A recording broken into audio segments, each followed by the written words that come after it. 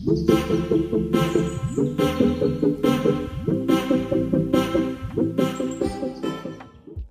perkenalkan saya Patricia Nyalika Marius. Saya akan membahas tentang komunikasi antar budaya Korea Selatan dan Indonesia.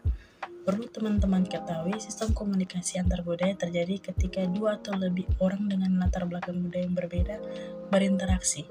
Proses ini jarang berjalan dengan lancar dan tanpa masalah dalam kebanyakan situasi. Para pelaku interaksi antar budaya tidak menggunakan bahasa yang sama, tetapi bahasa yang dapat dipelajari dan masalah komunikasi yang lebih besar terjadi dalam area baik verbal maupun non-verbal. Khususnya komunikasi non-verbal sangat rumit, multidimensional, dan biasanya merupakan proses yang spontan. Orang-orang tidak sadar dan akan sebagian dasar perilaku non-verbalnya sendiri, yang dilakukan tanpa berpikir spontan dan tidak sadar. Kita biasanya tidak menyadari perilaku kita sendiri, maka sangat sulit untuk menandai dan menguasai baik perilaku verbal maupun perilaku non-verbal dalam budaya lain. Kadang-kadang kita merasa tidak nyaman dalam budaya lain karena kita merasa bahwa ada sesuatu yang salah. Khususnya perilaku non-verbal jarang menjadi fenomena yang didasari, dapat sangat sulit bagi kita untuk mengetahui dengan pasti mengapa kita merasa tidak nyaman. Lalu kita masuk ke komunikasi sopan santun dan kebiasaan di Korea Selatan dan Jawa. Orang-orang menjunjung tinggi senioritas, sedangkan di Jawa lebih menekankan status. Baik di Korea maupun di Jawa, mengetahui secara rinci mengenai lawan bicara adalah hal yang wajar dalam pembicaraan. Hal ini dimaksudkan untuk mengetahui status lawan bicara dan bagaimana kita bersikap. Menolak untuk memberi jawaban juga bukan merupakan hal yang tidak sopan jika kita melakukannya dengan sikap tidak sopan pula. Karena orang Korea dan orang Jawa pada dasarnya adalah orang yang ramah. Berikut kita bahas tentang keakraban dan kebebasan berkomunikasi dua negara tersebut.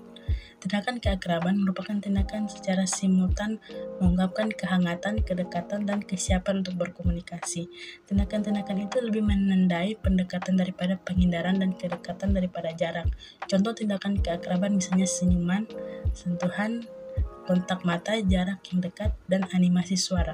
Budaya menunjukkan kedekatan atau spontanitas antar personal yang besar dinamakan budaya kontak karena orang-orang dalam negara-negara ini biasanya berdiri berdekatan dan saling bersentuhan bahkan dalam berkomunikasi satu sama lain. Orang-orang dalam budaya kontak rendah cenderung berdiri berjauhan dan jarang bersentuhan. Lalu bagaimana sih bentuk ekspresi mereka dalam berkomunikasi? Metode hubungan sosial orang Indonesia dan Korea di mana orang berpura-pura menyukai sesuatu walaupun jelek dan berpura-pura tidak menyukai sesuatu walaupun bagus. Tentunya mempunyai implikasi yang berbeda dengan metode yang Amerika yang membedakan dan menganalisis semua hal di muka umum. Orang Indonesia cenderung bergerak dari hal-hal yang khusus dan kecil ke hal yang umum lebih besar. Mereka mulai dari masalah-masalah pribadi dan lokal dan berkembang ke masalah-masalah yang menyangkut negara dan bangsa. Namun orang Korea cenderung melakukan sebaliknya. Mereka merasa lebih enak untuk mulai dari bagian yang umum atau besar dan kemudian menyempit ke fakta-fakta yang khusus. Jadi dari kesimpulan dan dari materi yang kita bahas adalah manusia berkomunikasi dengan berbagai cara yang menekankan atau mengingkari apa yang dikatakan melalui kata-kata mereka. Belajar membaca bagian dari berbeda spektrum komunikasi. Telah dibahas bahwa kedua negara mempunyai cara pikir dan adat kebiasaan yang ternyata halnya sama dan berbeda. Diketahui pula bahwa perbedaan arti yang sangat jauh antara kedua negara itu mungkin terjadi. Tiap orang mungkin merasa adat dan budaya orang lain aneh dan lebih rendah, namun tidak akan ada budaya standar juga, tidak akan ada ras standar atau satu bahasa standar.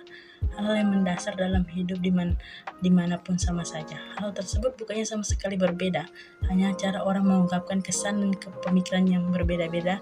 Jika seseorang berbuat salah, dia tidak perlu mempertengkarkan siapa yang benar, siapa yang salah, tetapi berusaha memahami satu sama lain. Karena kebanyakan masalah ini timbul dari perbedaan budaya atau mungkin ketidaktahuan antara budaya lain. Karena karena unsur kesengajaan untuk memecahkan kesalahpahaman ini, orang harus mengenal adat kebiasaan mereka yang dimaksud. Terima kasih, sekian dari video presentasi saya. Mohon maaf kalau ada salah-salah kata. Bye, see you di video selanjutnya.